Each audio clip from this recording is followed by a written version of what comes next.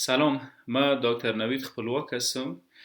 امروز در مورد موضوع خیلی مهم گپ میزنیم. چگونه مرض شکر سبب سوء هاضمه میگردد؟ خب افرادی که شکر دارن، دیابتیز ملایتس، چی نوع اول چی نوع دوم، قند خونشان همیشه بلند است و اگر وضعیت مهار نکنه در پهلوی این که قند خون ما در نقاط مختلف بدن سبب تکلیف میگرده، میتونه سوی هاضمه یا دیسپپسیا را هم به وجود بیاره. این نوع سوی هاضمه یا دیسپپسیایی که بعد از سالهای سال از شکر به وجود میایه، اینا تحت عنوان گستروپرسز یا عدم تقلص و حرکات مخصوص معده بعد از خوردن نان جهت به وجود آوردن هضم بهتر است که توسط بلند بودن قند خون این تکلیف به وجود میاد. خب مواد غذایی یعنی فود پارتیکلز بعد از جویدن و خرد کردن توسط حرکات مخصوص و مارپیچی میری میایه به معده. در معده هم بعد از تقلصات و حرکات مخصوص معده که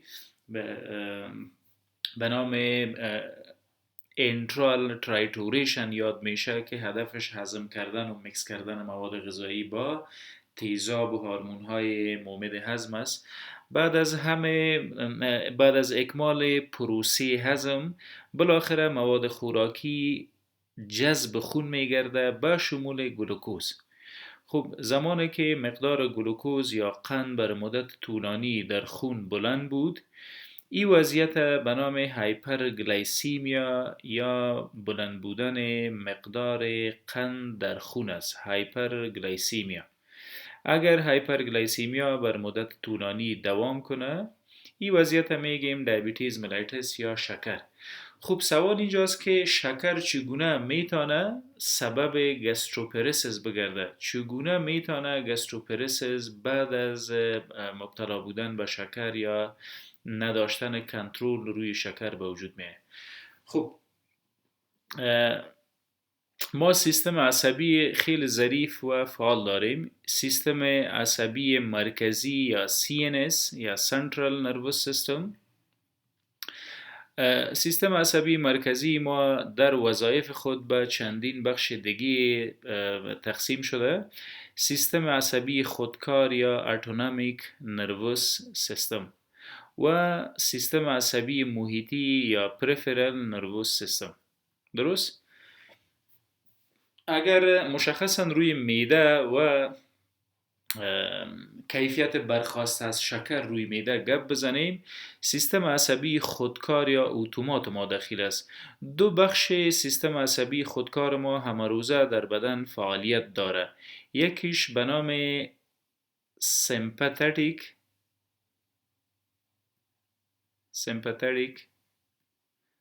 نروس سیستم یا سیستم عصبی سمپاتیک و بخش دومش پاراسمپاتیک است. پاراسمپاتیک. توسط این دو سیستم عصبی اتومات، سیستم عصبی مرکزی ما بالای معده و سایر قسمت های بدن ما کنترل داره. خب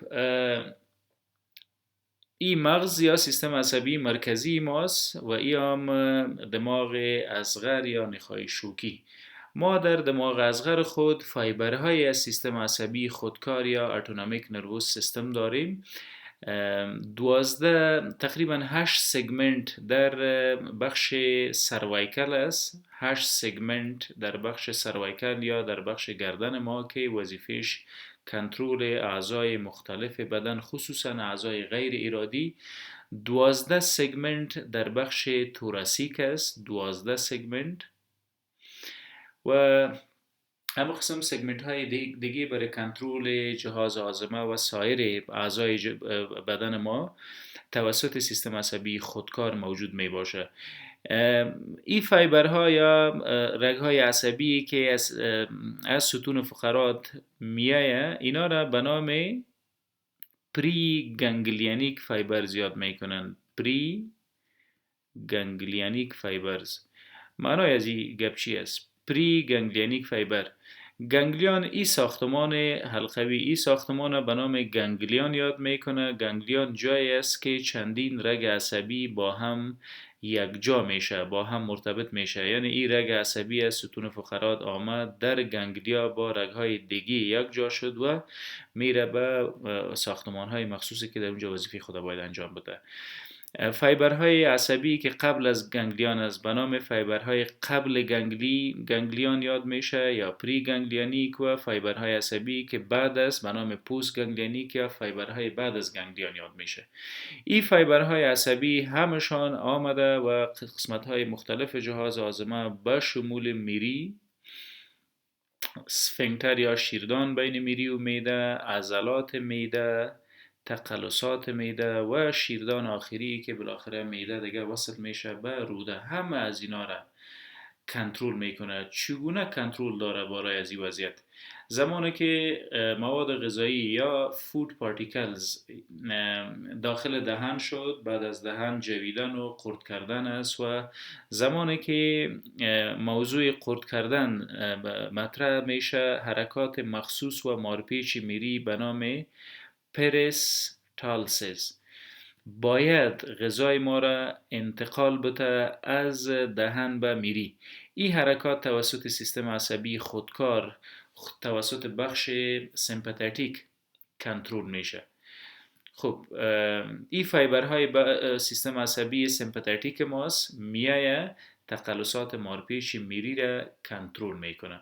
اما قسم زمانی که بعد از حرکات و تقلصات مارپیچ میری غذا به داخل معده آمد، معده هم از خود حرکات یا موتیلیتی داره که توسط از این حرکات و موتیلیتی خود عضلات خود حرکت میده تا ترشحات یا سیکریشن به وجود بیایه، یا امو ترشحاتی که معده به خاطر هضم غذا ازش استفاده میکنه، مثل ترشحات هورمون، ترشحات تیزاب یا HCl، هورمون مثل گسترین، انزایم ها مثل پیپسین. هم از اینا بعد از یک حرکت مخصوص مارپیچ که توسط سیستم عصبی ما کنترل میشه صورت میگیره و بالاخره هضم به وجود میاد. خب حالا بر یک لحظه اگر فکر بکنیم که ما مقدار قند در داخل جریان خون بلند است، درست؟ زمانی که مقدار قند خون بر مدت طولانی بلند ماند و هایپرگلیسیمیا به وجود آمد، غده پنکریاس دیجا غده کوچک موجود است به نام غده پنخراس. این غده پنخراس هورمون انسولین تولید میکنه و انسولین هم داخل جریان خون شده زمینه سازی میکنه که گلوکوز بره به حجرات بدن مثل حجرات کبد، مثل حجرات ماهیچه ها یا مسلز یا عضلات، مثل حجرات شحمی یا ادیپوز سلز. انسولین سبب میشه که گلوکوز ما را بیاره به اینجا و به شکل گلیکوژن یا پولی ساکاراید یا قند چندین قیمته ذخیره بسازه. هر زمانی که مقدار قند خون پایین بره، دوباره امی غده پنکریاس ما دست به کار میشه، هورمون دیگه را به نام گلوکوگان میسازه. گلوکوگان میایه گلیکوژن پارچه پارچه میکنه و دوباره ایره وارد جریان خون میسازه تا کمبود گلوکوز یا قند خون مرفوع بسازه. در انسانهای مبتلا به شکر اینی پروسه صورت نمیگیره. چرا؟ چون هورمون به نام انسولین یا ترشح نمیشه توسط غده پنکریاس. اگر ترشح میشه بیکیفیت است و یا اینکه کم است، وظیفه خود نمیتونه به درستی انجام بده. بنابر هر ملحوظه اگر انسولین نبود، کم بود، بیکیفیت و بی وظیفه و بی صلاحیت بود، تکلیف شکر به وجود میاد، دوام میکنه. خب در شکر چگونه رگ‌های عصبی متضرر میشه؟ خصوصا سیستم عصبی خودکار ما چگونه توسط شکر صدمه میبینه؟ اگر یک رگ عصبی کوچک فرزن این ناحیه این رگ عصبی را میاریم و تحت میکروسکوپ میبینیم، زوم میکنیم، درست؟ از میلیون ها نیورون یا حجرات عصبی ساخته شده. یعنی میلیون ها و میلیارد ها نیورونز یا حجرات عصبی با هم یک جا میشه. یک نرو فایبر یا یک رگ عصبی را به وجود میاره، مثل این رگ عصبی یا فایبر عصبی. اگر به ساختمان نیوران توجه بکنیم، نیوران اینو تو یک ساختمان داره، ایشام ایره به نام سل بادی یاد میکنه. متداوم با سل بادی استراکچر دیگه که موجود است به نام اگزون یاد میشه. این ساحه اگزون هم به شاخک های به نام دندرایت تقسیم میگرده. این حجره عصبی به نام نیورون است. هزارها و میلیون ها نیورون یک جا شده و یک رگ عصبی را می سازه. این هم هسته است. سل بادی که شامل مایتوکندریا و اندوپلازمیک ریتیکولم و تمام ارگانلی کوچک یک حجره در خصوص نیوران در اینجا موقعیت داره. اگزون حجرات مخصوص داره که این حجرات قسمت اگزون نیوران یا حجرات عصبی را پوشانیده و شیت را می سازه روی اگزون که به نام مایلن شیت یاد میشه. این ساختمان به نام مایلن شیت یاد میگردد.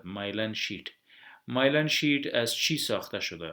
از حجرات مخصوص به نام شوان سل. یعنی این حجرات ما به نام شوان سل یاد میشه. شوان سل در استراکچر نیوران اگزون است و در اگزون هم حجرات به نام شوان یک جا شده. چرا میخواهیم اینجا را قدر به مفصلا با جزئیات بفهمیم؟ چون اصل کیفیت موضوع در حجرات شوان است. در تمام بدن ما دو حجره موجود است. یکی حجرات شوان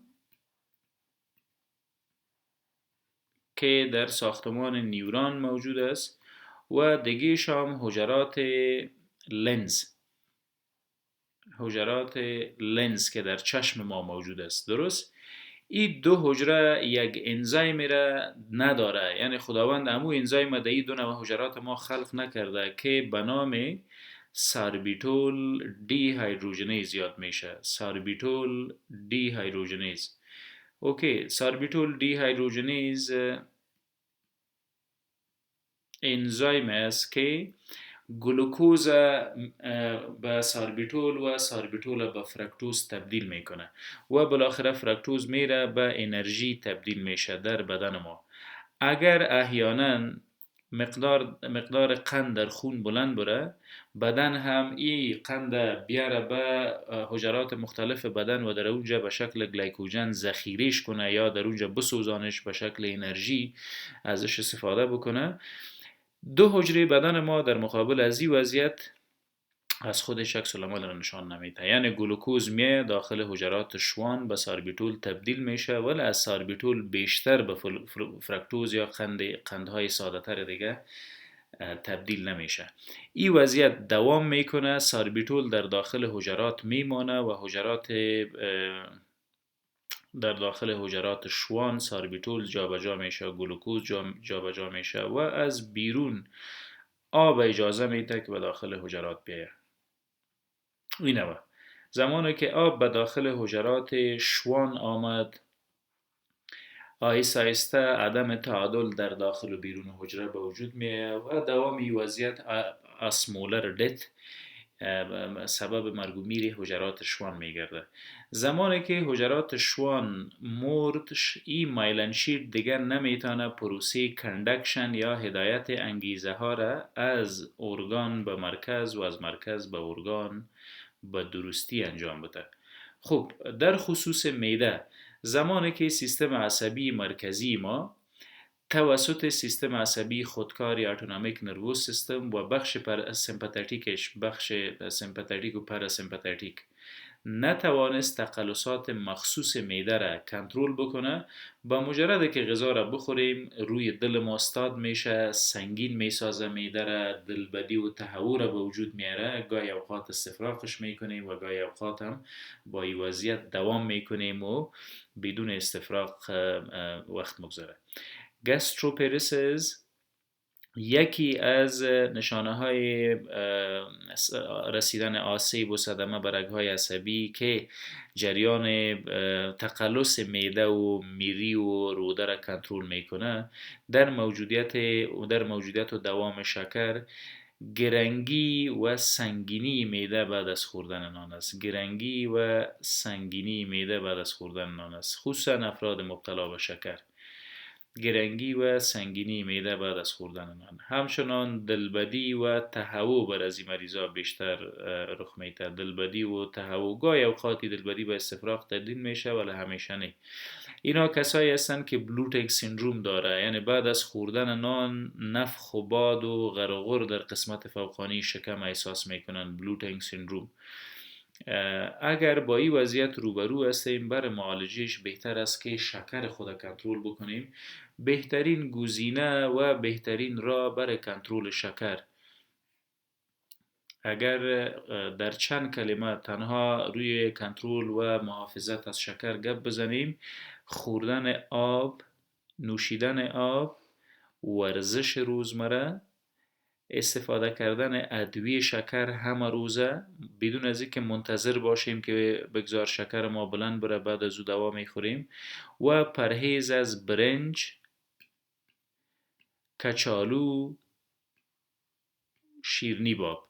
اینا باید پرهیز شوه. ورزش و تدابیر شکر خود داشته باشیم تا حداقل به گستروپرسیس یا عدم تحرک و تقلص معده برخواسته از شکر مبتلا نشیم. گستروپرسیس یا کمبود حرکات و تقلصات در معده که سبب گرنگی و سنگینی معده بعد از خوردن نان میگردد. ممنون.